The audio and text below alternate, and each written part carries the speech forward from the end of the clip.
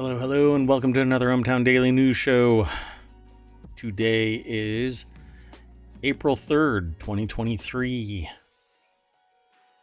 Season 2, Episode 93, Closed Offices, Allergic Trains, Games, and more news. I am Merwat, and thanks for visiting the ohmTown Daily News Show. Let's get straight into the articles.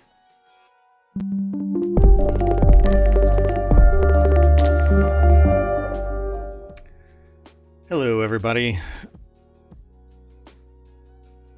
I am Merwat. Sorry, I'm looking at various monitors, control panels, and trying to make sure that everything is all lined up properly. Got a new configuration for the music. Put our gold back up there. It had been missing for a little while. The AI isn't here today. And normally I would break down what all of the articles are. So I'm going to read it from my control panel here in ohmTown Central. And what we're going to end up talking about is The Last of Us being fiction, but deadly fungi are not. And this is something we've talked about before. Another allergic train. The train is allergic to its tracks, and so it decides that it's got to jump off. McDonald's closes its offices, plural, ahead of impending layoffs. There is a cyberpunk life simulator that is releasing its final free DLC. UBS may slash up to 30% of its workforce following Credit Suisse takeover. Cineworld, which is one of the companies that we've spoken about before, where they've basically been hit by the pandemic so hard that they launched themselves into bankruptcy, and apparently they've figured out a solution, but there's a big but there. Al Franken's comedy news experience goes from a weekend update to a daily show, and Al Franken started, well, we'll talk about it when we get there. And I'll give you my anecdotal perspective of Al Franken, and it's a little, I don't know, we'll talk about it. Physicists created slits in time and discovered some new physics. And the banking crisis hammered crude oil so much that OPEC decided that it was going to shock the entire world by cutting its production by 1 million barrels out of the blue. Just nobody, as far as I know, nobody knew that it was coming, and then they just kind of dropped it out there. We'll talk about it a little bit more. And then finally, 5 new Steam games that you probably missed from a regular topic here in ohmTown. But let's just get into it. I'm just kind of fumbling through my words today. I'm vamping entirely. Okay, so the very first article is over in the Marvel channel. The Last of Us is fiction. Deadly fungi outbreaks are, unfortunately, reality. This is something that we've been talking about periodically. Now, there's a couple of really bad ones that are coming up again and again and again, and maybe they'll talk about it in the article. Otherwise, I'll just kind of highlight this particular source's content. But anyway, recent Ebola and Marburg outbreaks in Africa gain our attention, but are limited despite a high mortality rate by the difficulty of transmission. Apparently, well, it's because it's not airborne. It's in blood and other bodily fluids, as well as the advent of a new Ebola vaccine with Marburg soon to follow. Yes, there's a bunch of vaccinations essentially that are coming out. But this is the one that is really spooking people because it's very resistant. Dr. Mark Siegel is an opinion contributor over at thehill.com for this particular article. And the caption under this, and if you're watching it on the stream or you are watching this over on YouTube, you won't get this when you're listening to the podcast, obviously, and if you're here in Twitch, then this here is Candida auris. And this particular strain is very resistant. It's a fungus, and it's kind of exploding onto the scene, with the CDC kind of giving notices regularly nowadays. At any rate, we also are coupling things with bird flu, which is still causing chicken and egg prices to be astronomical, sometimes upwards around 3 times what they were pre-pandemic, because it happened at the same time. So this bird flu stuff has been going on for years and years and years, but there was a really big culling that was taking place while the pandemic was underway. It came to a peak, a crescendo here at the end of the pandemic, just in time for everybody to say, you know what? Instead of having record profits still during this time, why don't we start raising the prices even more? Plus, it's not like they're really hurting to resupply the culling of chickens, for crying out loud. They are made all the time. They're basically, well, I don't know. There's a lot of people that love chickens. But anyway, now you've got additional things like this fungal outbreak. And it says here, this is really interesting. The National Science Advisory Board for Biosecurity has expressed concern about certain fungi on their radar, both in terms of natural occurrences, as well as the inherent risk of manipulating them in a laboratory.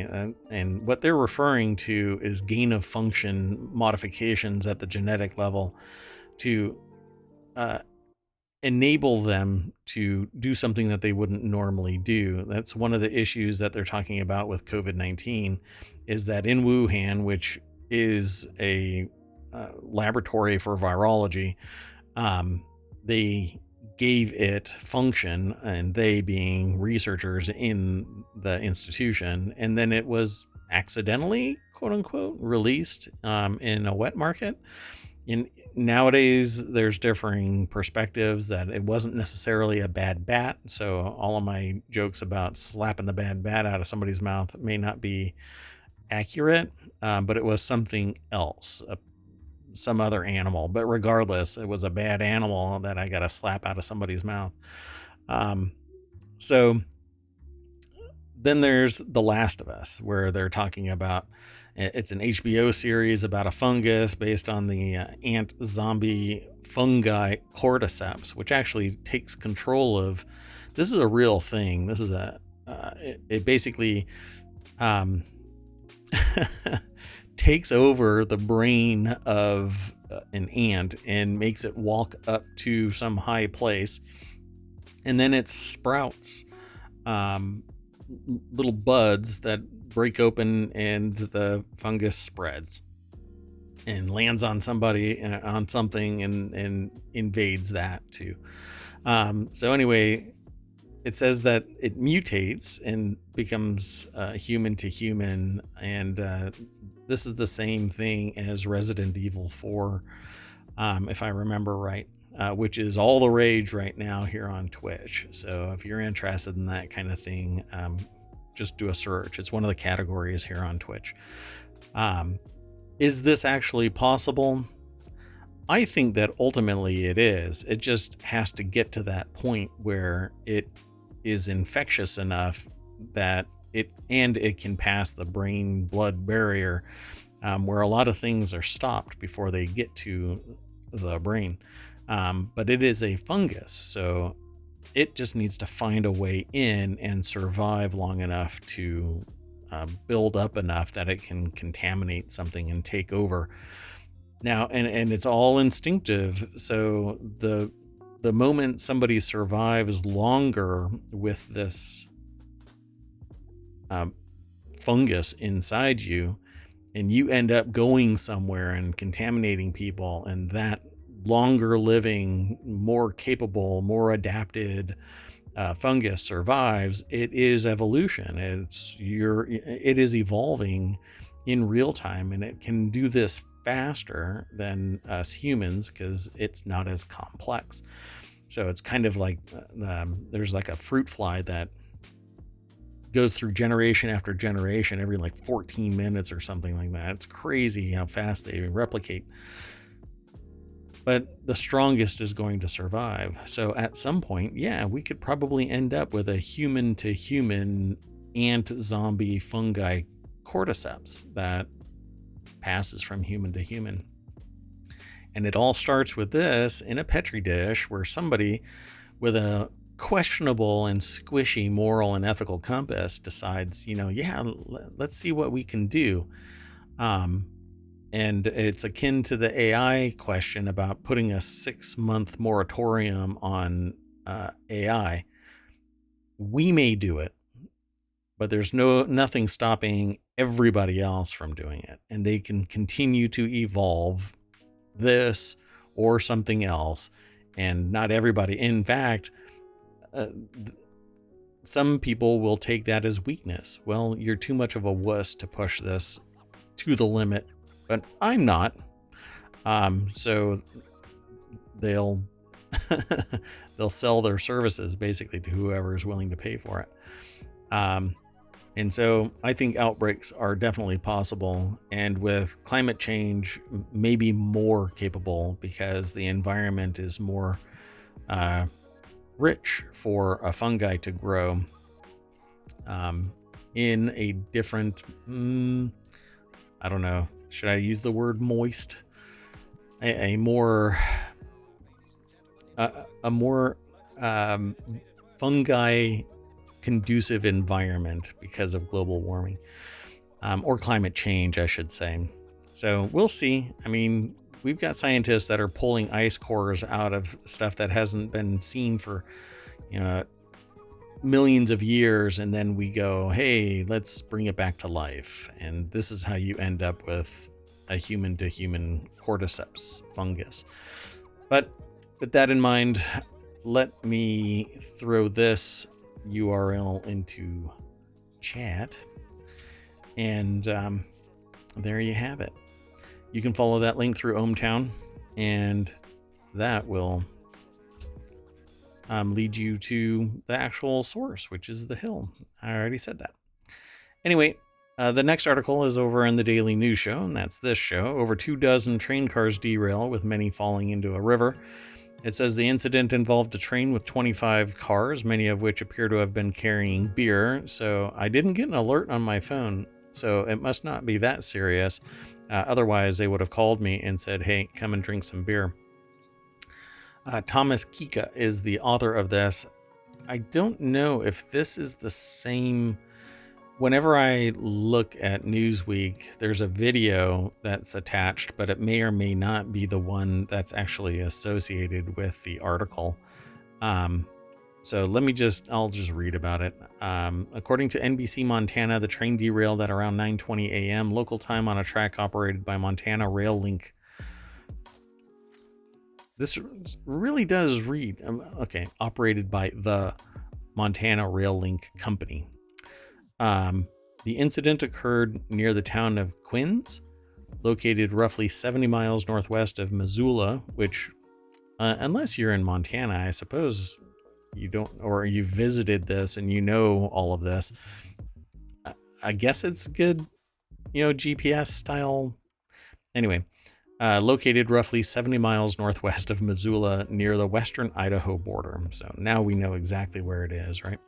Anyway, Dominic Vitiello, a reporter for NBC Montana, shared photos of the scene and on Monday, showing a frenzied tangle of rail cars stuck at various angles along the banks of a river, with some appearing to be partially submerged. So I don't think that this is it, but I have seen those pictures. It's pretty much exactly what you think. There isn't much more to it, but as far as I know, and like it says in the article, I hadn't seen anything else about it being toxic material or hazardous material, unless you count beer being hazardous or toxic. It really depends on who you are. By the way, there's a beer simulator now out on not Twitch. Well, it's probably being played on Twitch right now, but it's over on Steam. It just dropped. I'll tell you the name. This actually doesn't have anything to do with the show, other than it's something else to. Where is it? Oh my goodness. Oh man. Talk about getting sidetracked. Anyway, yeah, there's a beer simulator. Maybe I can find it while I'm talking about this stuff. But let's move on to the next article. This next article is in Hatch Ideas. And there you go. McDonald's closes all U.S. offices ahead of impending layoffs, according to a report.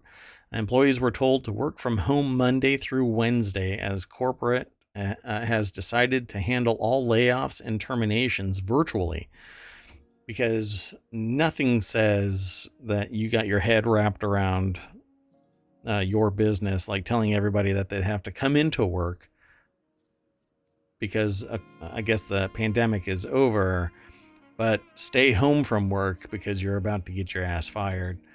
Emily Rella over at entrepreneur.com put this article together, and they're going to be firing everybody virtually. So very compassionate, caring. If you want it your way, this is not the way. And if you're if you're loving it, you're about to be hating it because you're about to get fired. But you don't know who it is and not exactly when either. So it says employees were told to work from home beginning Monday through Wednesday so corporate can handle the layoffs and terminations virtually. Employees were also told to cancel all meetings with outside clients this week. So this is at the same time. By the way, this is something that I've been telling people.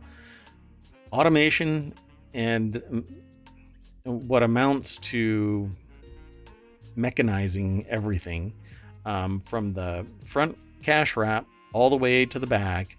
We're removing the human component of it, which means that jobs are being reduced to wrapping up stuff. And even that, when it becomes economically sound for a business to replace a person wrapping stuff up or picking up French fries and throwing them into a container, they're gone too. But the hard workers that have been doing this, sometimes for their entire life, 30 years, they're replaced by automation. Now, some people, and I've actually heard this said to me, if you've been a McDonald's worker for 30 years, then there's a problem, but that's rather narrow-minded. And that hard work, even if it's 5 years, 5 years worth of work is a quarter of a standard career being 20 years. So you are summarily dismissed. And the result is that with automation and with AI and your previous years of hard work, you are earning enough money for them to replace you as soon as possible. And MKBHD just got done talking about something similar with AI, because the objective of all of this technology is to replace the human. Not necessarily. We may see it as consumers. It's bettering our options, right? Like I have the ability to create products using AI for my business.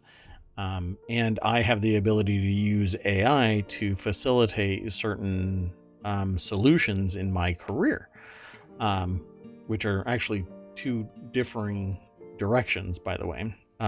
This being the third thing, and actually what I want to do more of. So be sure to follow and go over to YouTube and let me know that you're interested in this stuff there too. Because I don't advertise, I don't go into other people's space and all of that kind of stuff, and I don't really do word of mouth either, by way of like talking to people and say this is what I do. So I rely on you, the listeners, the watchers, to promote the show if you dig it. So the automation side of all of this means that at some point, creating artwork is automated, creating music. You might hear some music right now. There's no way to know if this is created by an AI or not. The written word, this could have been written by an AI and edited by Emily Rella. I don't think so, but it could be in the near future. And as I mentioned, MKBHD basically said the exact same thing that I have been saying for close to, I think, a decade now. I've been warning people that AI is going to take jobs. All it requires is to make economic sense for the business, because a business person's entire mantra since, I don't know, probably the early 80s has been greed is good. And that has persisted. Why? Because it makes people filthy freaking rich, even at the cost of everyone's humanity. And I am continuing to work on the idea that as you become more distanced from the economic impact of being a part of society, you change gears and become a sociopath. And I'm still working on this matrix that shows it. But it'll come in time. That said, McDonald's was sitting there saying, in the same time frame that they're firing people, we must accelerate the pace of our restaurant openings to fully capture the increased demand we've driven over the past few years. This is the CEO who's saying this. We're divided into silos with a center, segments, and markets. This approach is outdated and self-limiting. We are trying to solve the same problems multiple times, aren't always sharing ideas, and can be slow to innovate. And that is what's leading to firing people. And the way that you do it is without any humanity. It's basically, a girlfriend or boyfriend or significant other texting the person saying, new phone, who dis? I think it's shitty. But maybe they'll step up and give severance that's crazy high, considering that their Q1 earnings that were released show that the chain was up 14% year over year, yet they're firing people. So McDonald's, you can kiss my ass. Okay, anyway, I'm going to move on to the next article because this is part of the PSA series that ohmTown puts together. This is an article that's from The Hill, but it says, put down the cookie dough. CDC warns amid salmonella outbreak affecting multiple states. The agency confirmed last week that it's launched an investigation into the outbreak, noting 12 illnesses have been reported. 3 individuals have required hospitalization. How many people are truly sick? Unknown, other than the fact that some have been reported. Other people don't necessarily go into the hospital. They just have some, more mild issues, but apparently it's coming from eating raw cookie dough, and that is probably from eggs that are in it. Eddie Bink over at thehill.com put this article together, and you gotta stop, at least for now.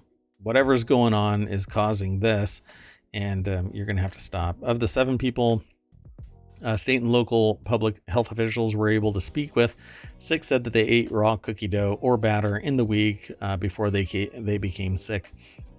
Yeah, and it takes a little bit of time.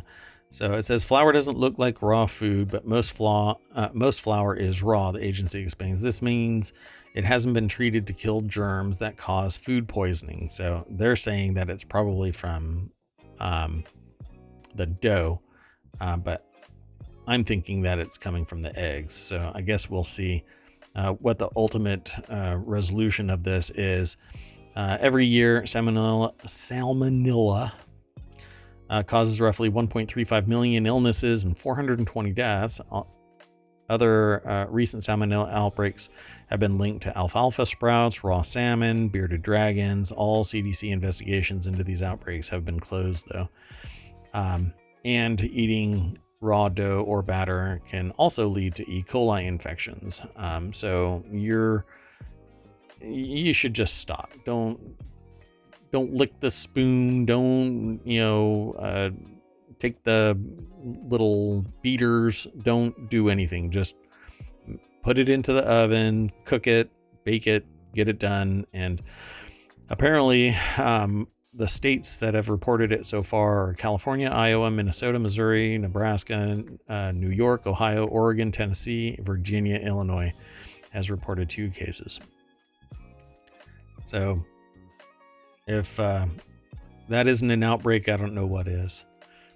Let's keep on hustling through this news.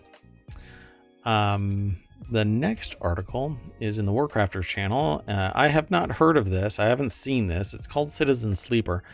Cyberpunk Life Sim RPG Citizen Sleeper's 3rd final free DLC is live.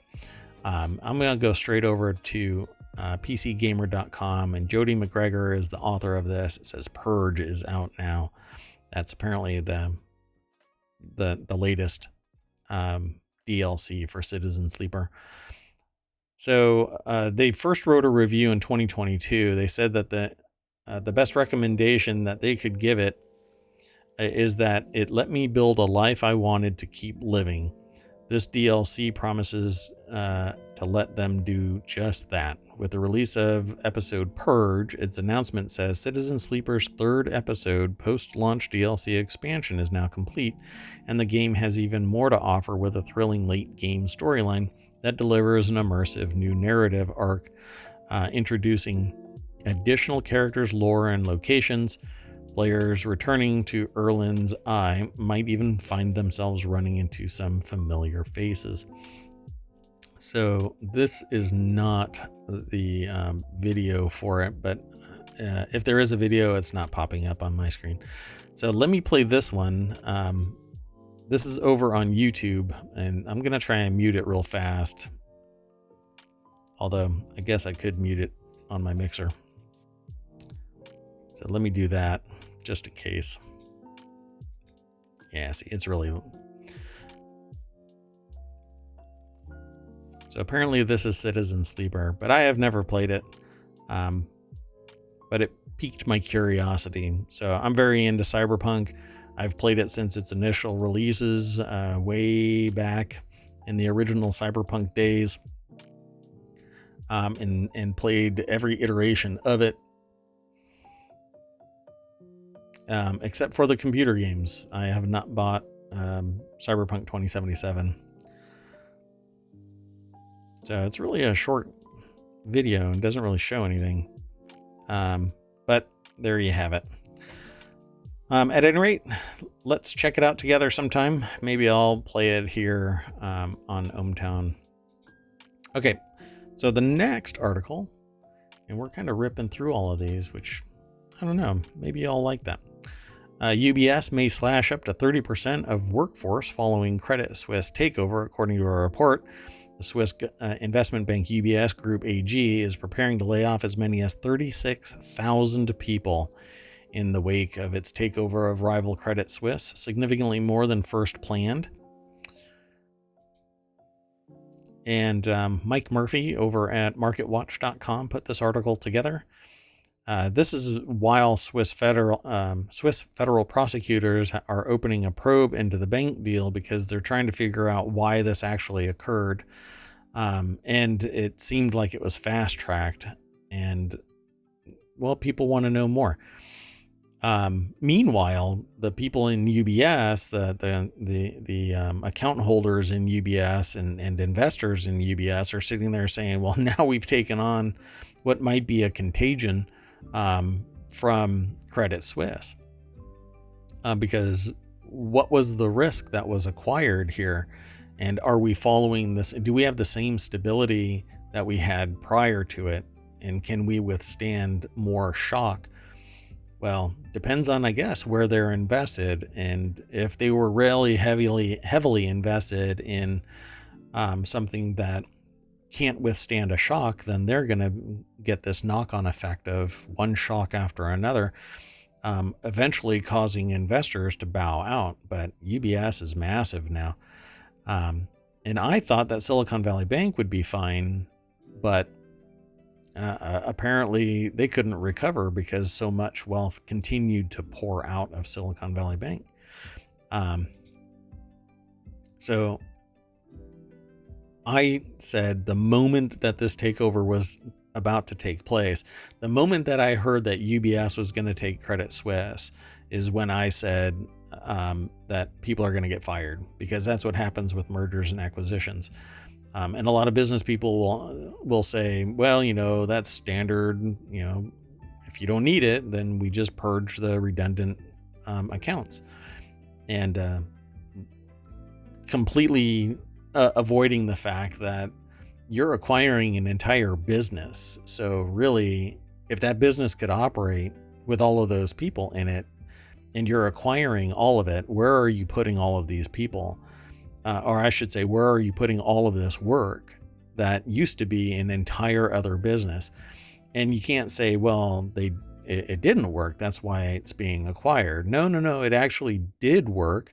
What happened was risky management decided that they were going to push a little too far, and that's what caused it to collapse. Silicon Valley Bank and Credit Suisse could have stayed in perpetuity if they would have just tempered themselves and their risk and did what they're supposed to do, which is to look 8 quarters out to verify that they're not going to get crushed by some shock to their liquidity. And how do you avoid that? You keep more liquid assets and you get a marginal return on your investment instead of a massive 12 to 18%, which never really got passed on to any of the regular accounts. Only the heavy investors got that kind of money, and the C-suite and the principals of the company. The regular Joe account holders didn't get jack shit except the risk, and now the fear that their account is going to get closed, and now 36,000 people out of a job because you've got to make more money. Think about getting rid of 30% of the workforce, 30%, how much that's going to, quote unquote, help the bottom line. But all of that weight is going to be pushed off onto the other employees that are already probably wondering what their work-life balance is going to be. And now they're going to have to deal with more and more and more work. We're supposed to be working so that we have a life, not working our life. So let me move on to the next article. This next article is in the Stock Marketeers channel. I've spoken about Cineworld for a couple of times now. If you just do a search for Cineworld, it'll pull up the other podcasts where they're mentioned. But Cineworld shares plunge on deal to exit bankruptcy and no longer sell US and UK theaters. What was going to end up happening, and this is something that I thought was never going to take place. I thought Cineworld was toxic at this point. And that all of the theaters around here, around ohmTown, because there isn't a theater. Everybody in ohmTown has their own theater. But around ohmTown, there are these theaters that are owned by Cineworld by proxy because they own other companies. Well, I thought that they were basically on their way out and they were going to just kind of pare down and break off, sell their theaters, and other companies would scoop them up and try and keep them in play because the market still exists. It's just more expensive and smaller. Although some movies are hitting some pretty big numbers. So at any rate, this is an article over at MarketWatch, and Steve Goldstein is the author. It's funny that they have the Dungeons and Dragons, I guess the red carpet. The UK premiere at Cineworld Leicester, I'm not sure how to pronounce it. Once I hear it, I'm sure I'll remember how to pronounce it. Anyway, God. So Cineworld said that it's restructuring. It's roughly $5 billion in debt and will come out of Chapter 11 bankruptcy if its deal is approved. Its creditors will receive roughly $800 million of discounted equity while providing $1.5 million in new debt financing. Basically, they're mitigating the loss so that maybe they can recover over time, because if they don't, basically Cineworld is going to implode entirely. Well, that sent the stock down 32.52% to 2 pence per share. That is insane. That is insane. Wow. At any rate, see, they're the operator of Cineworld, Regal, Cinema City chains. Said that it's taking its US, UK, and Ireland theaters off the market while marketing the rest of its business, as it has theaters in Poland, Romania, Hungary, Czech Republic, Bulgaria, Slovakia, and Israel. But the US ones are all under Regal, pretty much. I don't know of any under Cinema City, but maybe that's a regional thing. Every Cineworld theater that I know of is Regal here in the States. Well, I just don't think that it's going to be able to recover. I really don't. And there's no strategic advantage here. They don't even have a tactical advantage based on regionality. Any competitor can duplicate this, if not for the fact that they own the theater. So all they have to do is wait for Cineworld to collapse or not get this approved, and it's really up to every stockholder in Cine that if they want to try and eke out the possibility of recovery, then they can vote to approve this, what amounts to a bailout. And the creditors are going to be losing, with the expectation that it'll recover, but I don't see it recovering for the foreseeable future. I think people have just become very tech savvy, and they can watch their movies in the comfort of their own home. And if they, you don't need massive speakers like you need in a theater. When you are at home, you can get some reasonably priced speakers and an Apple TV and just download it, watch it, via Apple TV or a Fire Stick or whatever. As long as it's distributed digitally and you have the internet bandwidth to support it. And that, all of that combined, is basically the writing on the wall for theaters. So let's move on. The next article is over in the continuity report, because it's coming from Vanity and it has something to do with entertainment, like TV, movies, video, anything really. And so this is Al Franken's comedy news experience, runs from Weekend Update, where he actually got his start in SNL, to The Daily Show. So he did a stint on The Daily Show. He is the host, as a guest host on The Daily Show. And so he said, this article says, Al Franken spent 9 years as a U.S. Senator from Minnesota and basically got ousted for a flub, and as far as I recall. And now there are people that, well, make Al Franken look like a nun.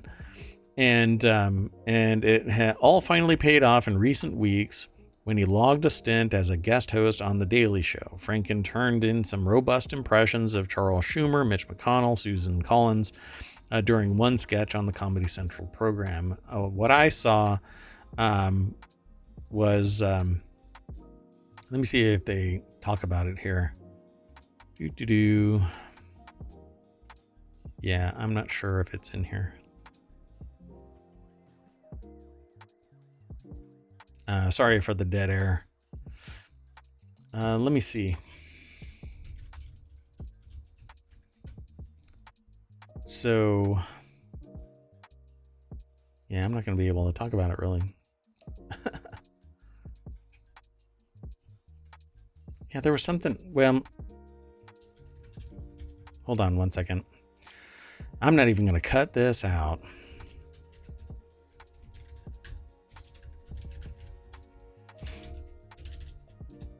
Because I want to make sure that I'm talking about the right day. Yeah, because it was a while ago, I thought, right? Yeah, so Lindsey Graham was on The Daily Show, but I think it's like 2 weeks ago.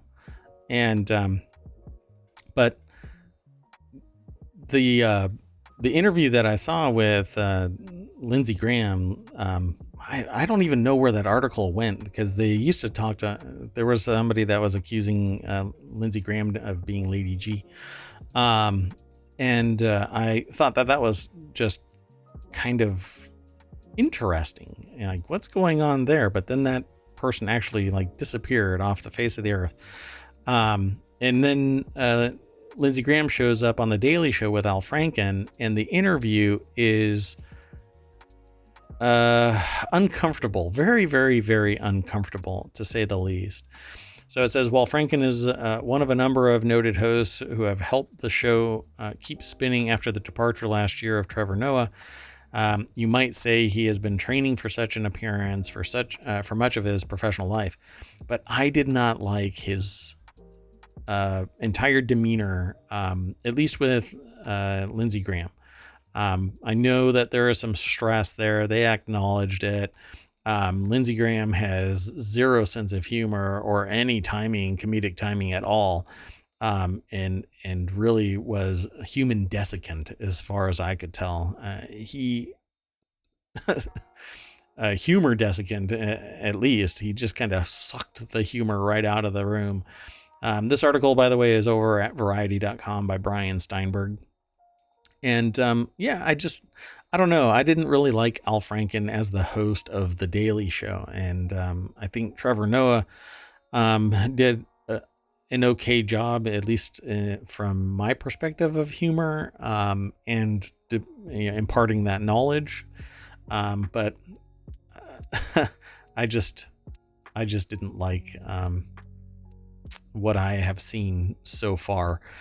That said, I guess we'll see what happens with The Daily Show. It says Comedy Central invited him to take part at Daily, where he, Leslie Jones, John Leguizamo, Marlon Wayans, and others have joined the effort to keep on keeping on. But I don't know, maybe there's a time where the Comedy Central's Daily Show, The Daily Show as it's called, has met its end and needs to pivot in a different way regarding the news. It just needs to change. Perhaps. I guess we'll see what happens as time goes on. Let's keep on hustling through our daily news show.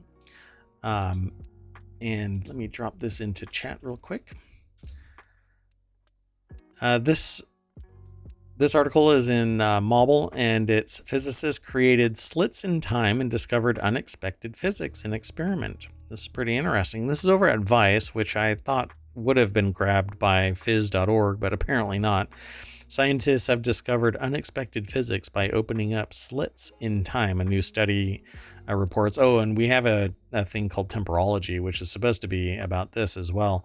But apparently the gatherer threw it in here.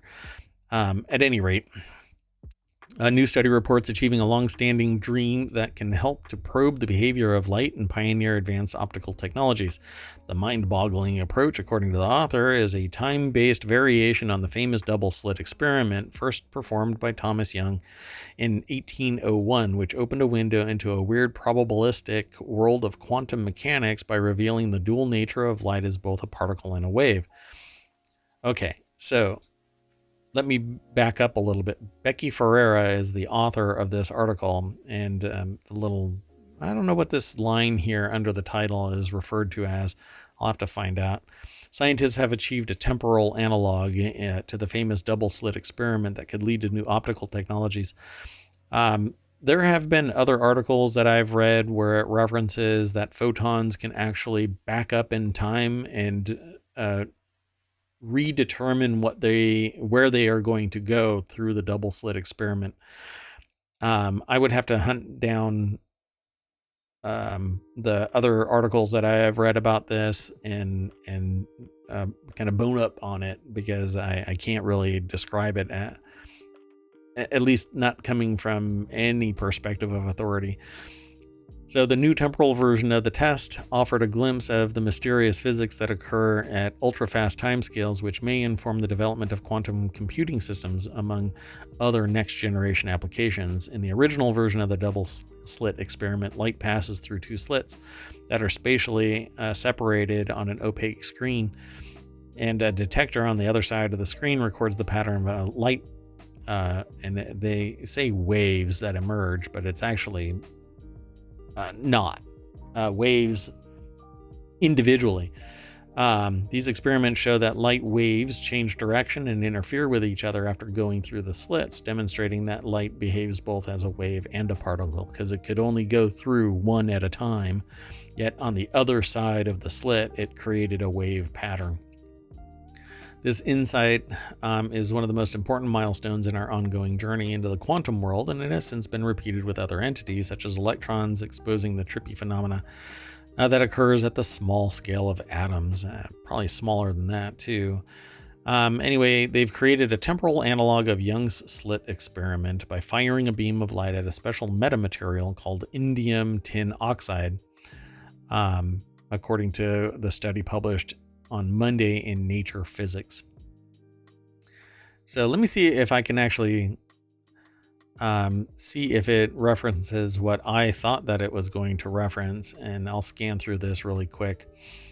So when the material is turned on, it essentially became a mirror that allowed the team to record the diffraction patterns of light beams that interacted with the highly reflective surface. The brief moments when the light was reflected off the metamaterial's mirror state were the so-called time slits that formed the basis of the experiment. The separation between these slits determined the pattern of oscillations that were observed by the researchers.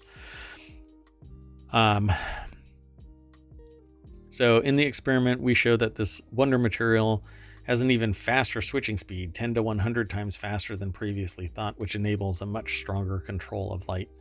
So this material is what's really being an intriguing element in this experiment. The breakthrough paves the way toward new research into the enigmatic properties of light and the many emerging technologies that rely on optical phenomena. The Tyrol and his colleagues are especially eager to try to repeat the experiment with a time crystal, a very strange quantum system that has revolutionized many fields in physics. So down the rabbit hole goes Mayor Watt, and I'll have to go and look into time crystal again. The most recent time that I have seen anything involving a time crystal is Strange New Worlds on Star Trek. So here we go. Let's move on to the next article. Again, all of these articles you can find over, you can find a little snippet of the articles over on, over on ohmTown. But you can also find them here in the show notes. You click on them and it'll take you to ohmTown. Then you click on visit the source when you want to know more, or you can comment there. But I'm really here to talk about this stuff on Twitch, over on YouTube, and the podcast. So I like talking about this stuff in real time. But we can all chat here on ohmTown.com after the show, and before the show, and during the show. But anyway, show up. This next article is in the Daily News Show. The banking crisis hammered crude oil prices so much that OPEC stepped in with a shock 1 million barrel a day production cut. That's right. I read about this when it first happened. OPEC Plus nations announced oil outputs cutting 1.2 million barrels a day on Sunday. It went into effect, and crude oil prices rose as much as 8% on the news. They had tumbled in March due to the bank crisis. The move is a precautionary measure aimed at supporting the stability of the oil market, but really, to me, it's greed. Huilang Tan is the author of this article over at businessinsider.com, because as this union of countries that produce oil, merge their economic. It's a union, which is really ironic because these same companies probably aren't too hip to unions, but hey, you can form an economic union if you have the producer power. With impunity, by the way, because nobody's going to sit there and try and break this up, right? Except that EV market is, and solar and wind and whatever else is out there, and in the future, nuclear and so on. That will change the tone of all of this. Anyway, Saudi Arabia, the de facto leader of the OPEC set of nations, said on Sunday it will cut crude production by 500 barrels a day from May till the end of 2023 as a precautionary measure aimed at supporting the stability of the oil market. And on the same day, Iraq, the UAE, Kuwait, Kazakhstan, Algeria, and Oman also announced their production cuts of 650,000 barrels a day through their media outlets. Alexander Novak, the deputy prime minister of Russia, said on Sunday the country will be extending its 500,000 barrel a day production cut until the end of 2023 per TASS state news agency, which people aren't supposed to be buying from Russia anyway, at least not member states. Thanks to the shock production cuts totaling about 1.15 million barrels per day, crude oil prices rose sharply, and gas prices are going to be going up, I'm sure. Anyway, then they talk about the politics of it, that it's going to maybe impact Saudi-U.S. relations. Yeah, well, wherever there's a lot of money, suddenly relations become a little bit more friendly for the money. Let's move on to the last article for today, and it is all about games. So 5 new Steam games you probably missed for April 3rd, 2023. I'm going to go straight over to PC Gamer and Sean Prescott, sorting through every new game on Steam so you don't have to. They mentioned Troublemaker. It's $16. It is on Steam. Came out on March 31st. Third-person beat-em-up set in Indonesian high school. That's what Troublemaker is. It kind of reminds me of the Cyberpunk series. Man, and I have an itch on my leg that is just killing me. And it's been there for the whole show. I just can't take it anymore. So this is how the sausage is made, folks. So Troublemaker, and then there's Plasma. By the way, I hadn't heard of Troublemaker, and I haven't seen Plasma. Plasma looks like it might be fun. It's over on Steam, released on March 31st for $20. This is not Steam.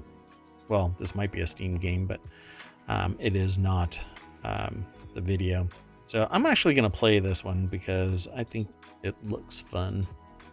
I'll mute it. This looks like something like not Lego, more like, what is it? Playmobil or something like that, right? The more rounded features that a toddler might have.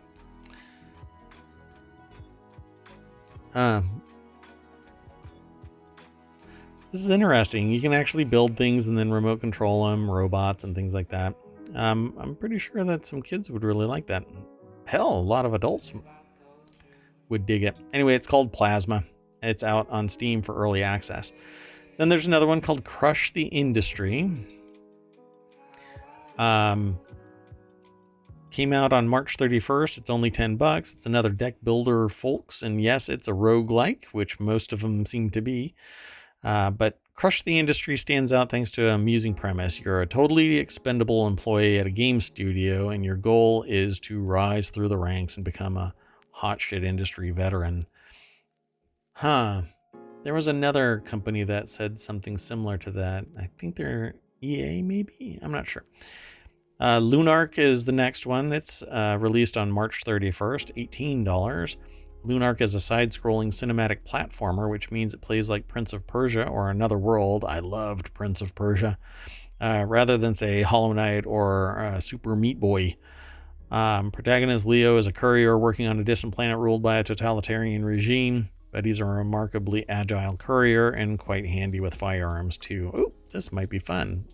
I will add it to my list. Saga of Sins is available. Its release was March 31st, $13. Saga of Sins is a Metroidvania with a distinctive stained glass art style. Sounds pretty amazing. Let me play it. Well, I'll play the video. Let's see if there's something in here. Oh, that's neat. Yeah, everything looks like it's stained glass. This is pretty cool. Wow. I really dig the art. I would love an actual piece of this as stained glass. I like that style. Anyway, pretty cool stuff. Go and check it all out. There's much more in all of the little snippets over at PC Gamer, thanks to Sean Prescott's writing and drawing some attention to it. I hope that I send some people over there to check it all out. And that's it for today. Dun, dun, dun. It is April 3rd, 2023. ohmTown Daily News Show is done. Go to the front of ohmTown.com. You mash the name ohmTown there in the top left corner, and it refreshes with a bunch of other stuff. And apparently, Apple has reportedly started a small number of corporate layoffs as we ramp up. Everything is downsizing, and it's all very public and messy, it seems. Good luck to everybody who is getting downsized. I think it sucks, but there you have it. I think we need more ethical CEOs. We need more humane CEOs. We need more. Now, don't get me wrong. There are many, right? But the middle class and working class is being marginalized more and more.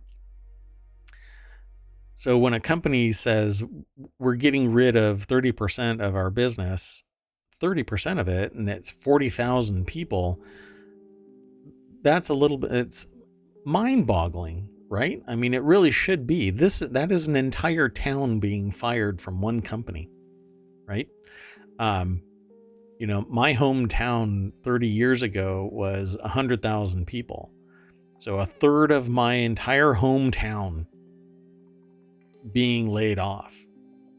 Just because it's distributed over a wider area of space doesn't make it any less inhumane when you're talking about the difference between 15% and 13% profit on top of your operating budget already being paid off. You know what I'm saying? I mean, for the cost of goods or services to be rendered, you have a certain value, right? Your profits on top of that is what everybody talks about in terms of growth. Now, having massive profits on the heels of firing 30,000 people just seems really disgusting. And it's all because there are other stakeholders, stockholders primarily, that demand more at the cost of all of the humans that are actually making all of this happen. So anyway, I am done for the night.